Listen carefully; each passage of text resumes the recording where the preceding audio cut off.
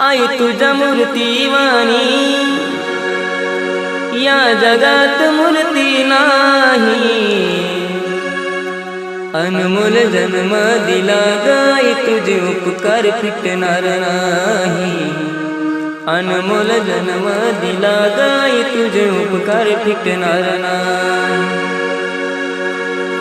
बालपणी मी खेळत खेळत